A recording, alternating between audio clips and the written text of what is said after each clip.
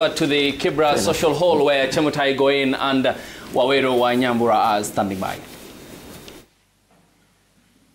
Ayub, it's equally heated here, but what is heartwarming has got to be the handshake after the storm. And right now we are well aligned with topics 2 and 3, talking about health and the Hustler Fund. What are people saying, Chemutai?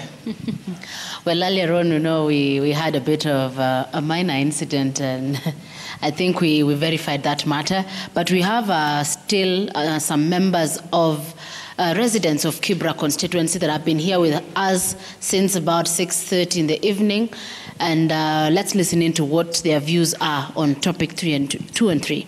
Karibu sana. Tukianza na jambo la Hustler Fund. Waziri Chelugui angependa kujua hapa Kibra, je, mumeona manufaa ya hazina hiyo? Iko mingi sana. Kwa majina naitwa Humphrey Wekesa Masinde. Naomba nikushikie. Asante sana. Hii maneno ya Hustler Fund kwa wana Kibra especially kama mimi, tangu wa launch hiyo Hustler Fund, so I'm talking now, nimefikishwa limit ya 13,000 because nimechua umuhimu wake. Wakati nilianza kuchukua shilingi 500 kaanza kushughulikia na biashara ndogo ndogo, imefanya mpaka wana Kibra wamenijua. Ni baadhi ya biashara gani ambazo umeweza kufanikisha kupitia hazina hii ya Hustler? Kuanzia kwa shilingi 500 nilikuwa nakimbia Isilia asubuhi, naenda kununua tangawizi ile chinja hii shilingi 400 kilo moja. Nikikuja nikipima kwa hiyo 400 na nipatie 1,400. So nimepata shilingi 900. So kwa siku ninajituma naenda kama mara 2. So nikio 900 ni 1800. Kwa hiyo 1800 nikiongeza 500 niko na 20 something pale. So from 500 imenirusha kwa 2,500 only for one day. So mimi na encourage wale wana Kibra, ile maneno ya kusema kwamba creation of jobs, si tutaenda wote kwa ofisi. Ile pesa kidogo kidogo yenye rais alilonja akaambia mheshimiwa Chelugui ambia patia wananchi wale wadogo ndio imefanya hata sama nimechulikana Kibra because of that 500 shillings. Me personally ni pesa mingi kwangu, lakini yule amezoea mingi anasema ni kidogo. Jambo lingine, maneno ya meongelea maneno ya afya. By the way, mheshimiwa William Samoei Ruto amepata kazi ngumu katika upande wa sekta ya afya, sababu tumekuwa na makateli mingi kabisa, lakini amekuja amefunja mpaka ameanza kuonyesha na kwamba kuna matumaini katika pande ya afya. Tuko na sasa na tumaini. Uko naenda katika sanati uweze pata madawa, lakini saa hii madawa zinapatikana. Mwisho tena katika upande wa ukulima, especially 100%, wale wa sijui wanaitwa wale wana pesawati rais wamempatia 55%. Pale na waambia kwamba wanadanganya, sababu rais anapambana vitu karibu 3. Kuna wale anapikana nao. Wa kwanza ni ule rais mstaafu, wa pili ni mnamjua ule mwanasiasa mkubwa ambaye amekuwa kwa siasa muda mrefu, ya 3 ni uchumi. Okay. Na uchumi si kitu yenye unasema tu uchukue maji na chocolate uchanganye na upatie mtoto akunywe. It will take time. So first time rais ako na nafasi ya kufanya kazi na tunatumaini kwamba atafanya. Asante. 100%. Asante. Hapa Kibra, naomba usimame tu tumalizie na wewe. Hapa Kibra, mumeona manufaa ya Hustler Fund? Ya manufaa tumeona kwa wingi sana, kwa sababu ukiona katika vijana wetu wengi walikuwa kwa fuliza, lakini ilipoingia mambo ya Hustler Fund imekuwa rahisi kwa vijana wetu kufanya biashara. Mimi kuwa miongoni mwao kuchukua pesa kutoka kwa Hustler Fund na kufanya biashara yangu. Na pia nataka pia nipongeze rais kwa kukuja na Kibra Nubian Redevelopment Plan ya task force ambayo ina deal on affordable housing projects, na sisi kama jamii, hiyo inaonyesha rais kwa miaka yake moja amejaribu kuona jamii ndogo katika Kenya na akaweka task force ndani yake ambayo inaongelea kuhusu redevelopment ya Kibra kwa ujumla. Na sisi kama task force ambayo imechaguliwa na rais, tutakapomaliza miezi yetu 9, hii pia itakuwa miongoni mwa projects ambazo zitaleta mabadiliko kwa Kibra yetu, na wana Kibra wataishi kwa maisha mzuri na pahali safi. Asante. So pia ni pongezi kwake. Asante. Goin, uliko kunani?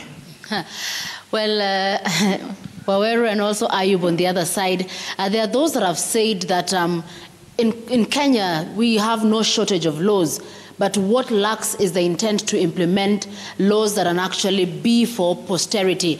And we've seen that in the health sector, there's also those proposed laws that are supposed to help the government meet its push to have universal health coverage. Maybe just to hear from also one member of the public here, tell us your name and just your feeling about generally what has been done so far in terms of addressing the issue of healthcare in the country, and also if you have views on the Hustler Fund and all that.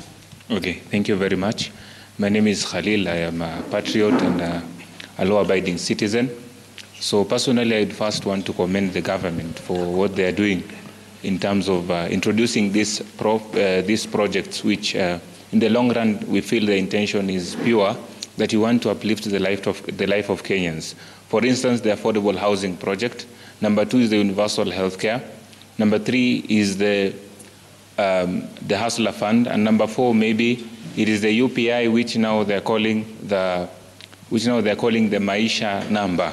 So on those issues, I want the government maybe to look at the limitations that are on those issues, so that they're able maybe to support and uplift the life of Kenyans. Number 1, for instance, when you look at the affordable housing, many Kenyans still they don't understand what it means. When you're coming to the UPI and the Maisha number, they don't understand what it means. So it means the government is failing in 2 or 3 fronts. The first one is on sensitization of the public. The public does not know what you talk about when you're speaking about affordable housing. Most of the public don't even understand the Hustler Fund. Yeah. So and majority especially don't even understand what the Maisha number entails, and it has its own limitations. As for the Maisha number, UPI, people don't understand it's going to be a universal ID. There are limitations to it. Number 1, the issues of exclusion. And number 2, maybe the issue of public participation. The public have not been given an opportunity like this one, maybe to give their opinion on what they think about the affordable housing. The public have not been given an opportunity to speak about the Hustler funds. The people have not been given an opportunity to speak about the UPI and what they think about the Maisha number. And number 2, maybe speaking from my own experience, I come from a marginalized or minority community, the Nubian community. We have issues even acquiring a simple ID. And when you're given the Maisha number, someone is given the Maisha number maybe at birth at the hospital. So where does exclusion come from? Exclusion comes from when you have a mother and a father who are Nubians and don't have an ID. How can the child be given a Maisha number? And Maisha number is supposed to consolidate to stand in place of all the identifications you will have. That same number is going to be your death certificate number. That same number is going to be your bank number and things like that. So those 3 main things. Number 1, sensitization of the public on this project. And number 2, public participation needs to be done before the government rolls out this project. And lastly, as I finish, the president specifically, they need to look into the issue of transparency so that the public can believe in them and what they're doing. So transparency is key, and also because when they're rolling out these projects, a lot of money is getting wasted through corruption. So we need to see some transparency and need to see some people getting caught because of corruption. You need some integrity needs to be seen from the leaders. Thank you very much. Ayub, those are the views of also some members of the public that are still here. And maybe before we head to studio, just one more. Kindly introduce yourself and then tell us your views really on the government's push for health and affordable housing. If you don't mind standing, please. Then move closer this way. Thank you. I'm James Odhiambo. I don't want to talk much about the health issue and most of the Hustler Fund, because to me, those are things which have zero impact to the lives of a common mwananchi. Mine is just to look at an overall view of this Ruto regime, which to me is a moribund regime so far. It is almost going to its deathbed because the economy has really gone up and the common mwananchi is really feeling the pinch. Right now, I think I've just seen tomorrow's Star newspaper. The VAT is currently 16. It is now going to be 18%, meaning that this one is going to have a ripple effect on the basic commodity. So all these things, this is a regime which is a peer regime, which has been built on lies, theatrics, and now it is almost coming to an end, because if BAT is going to go up, it means the cost of basic commodity is going to go up. Then lastly, tafadhali, the issue of assault on multi-party democracy is something which is very, very important. There's a reason why Kenyans fought for multi-party. Today was about, it was less of politics, yes, kindly, and it was more about people-centered issues. Okay, so kindly, we'll leave that for the leaders. They will address it in the National Dialogue Committee, which holds its meeting, so that matter will be addressed by the National Dialogue Committee. But Waweru, I think maybe as you hand over to studio, you have one or two things to say. Interesting perceptions coming from